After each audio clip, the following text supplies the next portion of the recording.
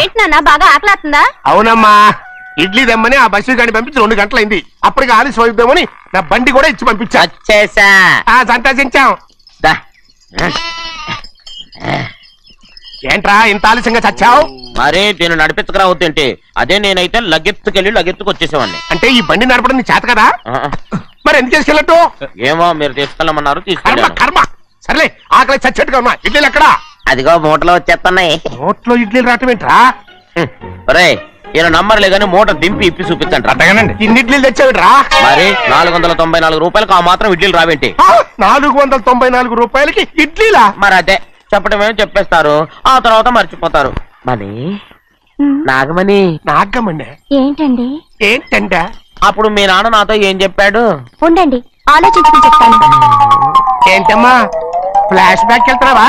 అవును. బాబా ఆకలేస్తుందిరా. రామస్వామి హోటల్కి వెళ్ళి కాస్త తెచ్చిపెట్టు. నాకు కూడా ఆకలేస్తుందండి. నువ్వేదైనా తిని నాకు మాత్రం ఒట్టి ఇడ్లీ పడరా. ఇదిగో ఈ నోటు ఎంతో తెలుసా? నేనేమన్నా తెలివి తక్కువ అనుకున్నారా? 500 నోటు. అబ్బా నువ్వే దీన్ని అచ్చుకుతున్నట్టుగా మాట్లాడుతున్నావే. చాలా ఆకలేస్తున్నాయి. బండేసుకెళ్ళి తొందర తీసినప్పా. ఇదండి జరిగింది. చిల్లర లేదు కదా అని 500 రూపాయలు నోటిచ్చి పంపిస్తే మొత్తం ఇడ్లీలు పట్టుకొస్తా ఉంటా. నీ నోట్స్ చెప్పు. ఆకలేసేస్తుందమ్మా. చట్నీ సాంబార్ ఇదిరా? ఇచ్చాడండి. ఇది నేనే వద్దన్నానండి. ఎందుకని? మరి అదే మళ్ళీ మర్చిపోయారు. నాగమణి మీ నాన్న నాతో ఏం చెప్పాడు? అయ్యో అయ్యో చట్నీ సాంబార్లని ఎన్నిసార్లు ప్యాక్ పెట్టుకెళ్తారా? తిని నాకు మాత్రం ఉట్టి ఇడ్లీ పడరా. ఇదిగో ఆయనకు అర్థమయ్యట్టు మళ్ళీ చెప్పు. నాకు మాత్రం ఒట్టి ఇడ్లీ పడరా. అయ్యో నువ్వు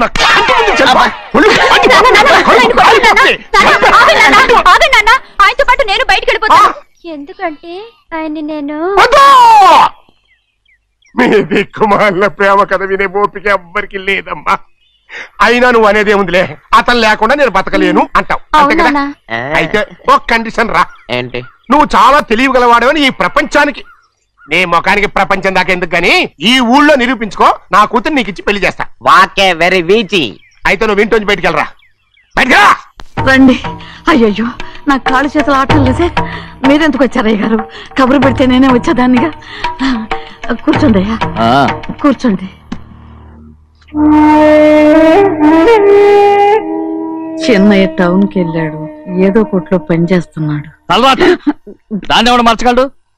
నేనేం వాడిని చూడటానికి రాలేదు, నిన్ను చూడటానికి వచ్చాను. అవును, వారం వారం డబ్బుల కోసం వచ్చేదానివి 2 వారాలుగా ఎందుకు రాలేదు? అయినా నా బాధ్యత నేను చెయ్యాలిగా. ఇదిగో తీసుకో. డబ్బొద్దండి. నీ మనవడిని నేను ఇంట్లోంచి తరిమేశాను వద్దంటున్నావా? ఇది నీ మనవడి కోసం కాదు, నీ కొడుకు కోసం నేను చెయ్యాల్సిన బాధ్యత. ఆనాడు ఊరంతా నా బిడ్డ తప్పు చేశాడన్నా మీ మనసుకి మాత్రం తప్పు చేశాడనిపించలేదు. ఈ రోజు నా మనవడు కూడా ఏ తప్పు చేయలేదు. ఆ విషయం మీరు తెలుసుకుని వాణ్ణి ఏ రోజు పనిలోకి రమ్మంటారో ఆ రోజే డబ్బు తీసుకుంటాను. నీ మనవడు చేసింది నేను కళ్ళారా చూశాను. దాని గురించి మాట్లాడాలంటే నాకే అసహ్యంగా ఉంది. డబ్బు తీసుకుంటావా లేదా? వద్దు బాబు. ఈ రోషమన్నాలో నేను చూస్తాను.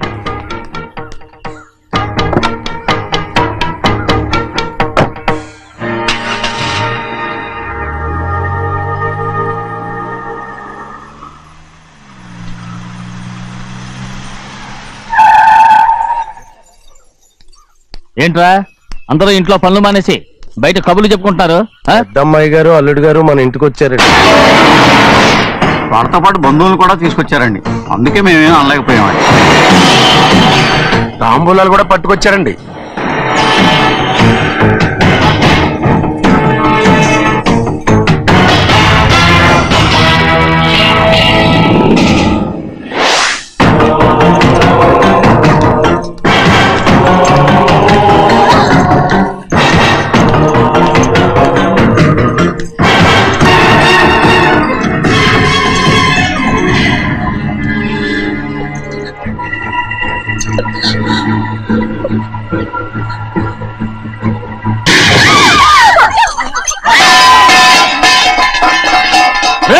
అయ్యా 15 ఏళ్ళైంది బంధాలు తెగిపోయి.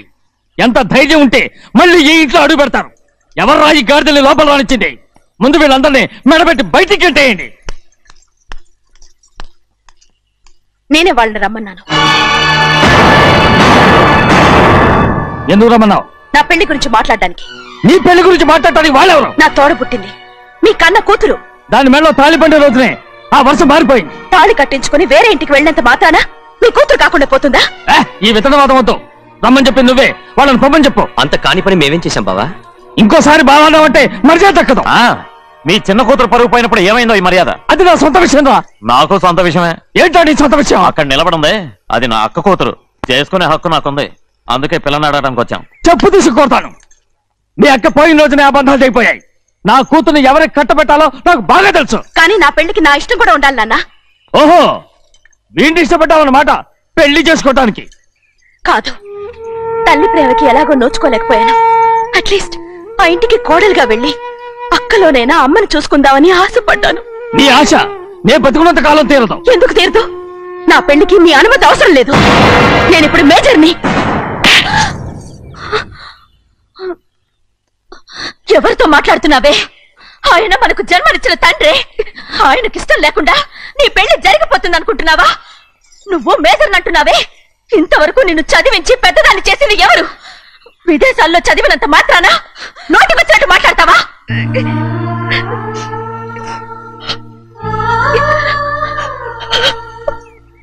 నన్ను క్షమించండి నాన్న. ఎలాగైనా మన కుటుంబం కలవాలనే ఆశతో దాని మాటలు విని ఇక్కడికి వచ్చాం. మీ ఇష్ట ప్రకారమే ఎవరికైనా ఇచ్చి పెళ్లి చేసి దాన్నైనా చివరి దాకా మీతోనే ఉంచుకోండి.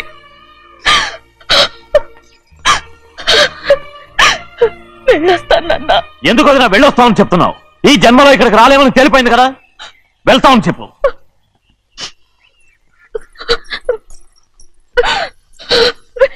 గోవిందయ్య, అయ్యా ఈ దరిద్రాన్ని బయటపడి. అలాగేనండి. నన్ను క్షమించండి నాన్న. ఊరుకోమ్మా, ఏదో తెలియక చేసావు, పర్వాలేదు. ఏమైందిరా అంతరాట పరిగెత్తున్నారు? ఉండవా? ఏమయ్యా ఏంటి అంతరాట పరిగెత్తున్నారు? నువ్వు నాకు అగనిస్ట్ పార్టీ. నేను నీకు చచ్చినా చెప్పకూడదు. అయినా వయసులో పెద్దవాడు అడుగుతున్నావు కాబట్టి చెప్తున్నాను. మన బసోడు లేడు, వాడు పండిస్తున్నాడంట. అగా బసోడు ఏంటి? కొండ ఎత్తడం ఏంటి? ఎగతాళిగా ఉందా? నేను ఎగతాళి చేయడం కాదండి, ఊరంతా పరిగెడుతున్నారు. పైగా 10 రూపాయలు టికెట్ అంట. బసోడు కొండ తీసుకెళ్ళి చూపిస్తాను. నా కూతురా. ప్రశాంతంగా ఉండండి, ప్రశాంతంగా ఉండండి. ఆంజనేయ స్వామి ఒక పండగ కాలే బాగా ఒళ్ళు పట్టంటారా.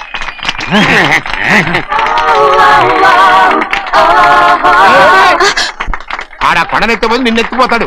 ఊరుకోండి కుమస్తా గారు, ఆడికి ఆ కొండనెత్తడం ఈజీ, దీన్ని కష్టం. వయసులో ఉన్న ఆడపిల్లని చూస్తే చాలు తలనేరిసినోడికి కూడా జోకులు వస్తాయి.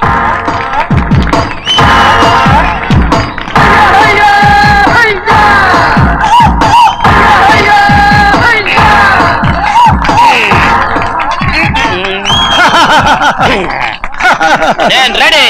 ఏంట్రా రెడీ? కొండనెత్తు. ఓ 50 మందిని పిలవండి. ఎందుకు? ఆ కొండను తెచ్చి నా చేతుల మీద పెట్టడానికి. అప్పటి నుంచి నేను చెబుతూనే ఉన్నా ఇది ఫిట్టింగ్ ఏదో పెడతాడు అని. ఒక్కడనా నా మాటనారా? ఊరుకోవా, నీ కూతురని మాటలేదు, మేమే వింటాం. ఇది ఒక పిచ్చి కొయ్యి. ఏంటి 50 మంది వల్ల కాదా?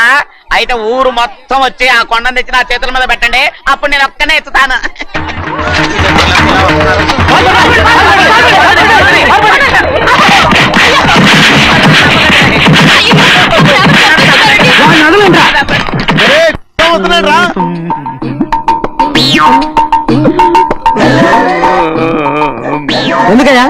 ఎందుకయ్యా అమాయకుని పట్టుకుని అందరూ చిత్త కొడుతున్నారు? అమాయకుడా? వీడా? అవును. స్వామి స్వామి, మా వారిని రక్షించినందుకు చాలా థ్యాంక్స్ అండి. ఏ స్కూల్లో చదువుతున్నారా? Co education. అదే కరెక్ట్. Correct correct correct. ఇటు ఇప్పుడు మాట్లాడు. నీ కూతుర్ని ఇతనికి ఇచ్చి చెయ్యాలి అంటే ఇతను తెలివైన వాడని నిరూపించుకోమన్నారుగా. అవును. ఇప్పుడు నేను చెప్తున్నాను, ఇక్కడున్న మీ అందరికంటే ఇతనే తెలివైన. ఆంజనేయుడు తప్ప ఆ కొండను ఎవరైనా ఎత్తగలరా? చేయలేని దాన్ని చేయగలనని చెప్పి మీ అందరిని నమ్మించి ఇక్కడ తీసుకొచ్చాడే, ఇతను తెలివైనడు కదంటారా? ఇది తీవ్రంగా ఆలోచించవలసిన విషయం. కరెక్ట్. ఒక తెలివైన వాడే ఎదుటి వాళ్ళని తెలివి తక్కువ వాళ్ళని చేయగలడు. He is very bright. ఇప్పుడైనా ఒప్పుకుంటారా? ఒప్పుకున్నట్టే గుండె మీద చేసుకున్నాడు కనుక. స్వామీజీ స్వామీజీ, మీ ఆశీర్వాదం ఉంటే వచ్చే వారం నేను నీళ్ల మీద నడుస్తాను. ఆపై వచ్చే వారం భూమి మీద ఈదుతాను. అలాగా? ఏది నీళ్ళల్లో నడు చూద్దాం. ఇక్కడ నీళ్లు లేవే. నువ్వు నీళ్లలో నడుస్తావో నేల మీద ఎత్తావో నాకు అనవసరం. నా కూతురుతో నువ్వు సరిగ్గా నడుచుకుంటావా లేదా? స్వామీజీ చెప్తే నడుచుకుంటాను. స్వామిలాగా మాత్రం నడవకు. ఈ జన్మలో చస్తే నీకు పెళ్ళి అవుతుంది. చేతులు కలపచ్చుగా. భజన వాయించండి. వెళ్ళొస్తాను. ఏంట్రా? అది నా పెళ్ళం చెయ్యి. సారీ, నా చేతి కర్ర అనుకున్నాను. స్వామీజీ అంటే వీడు కర్రను వదిలేసి కన్నీని ఎత్తుకెళ్తున్నాడు.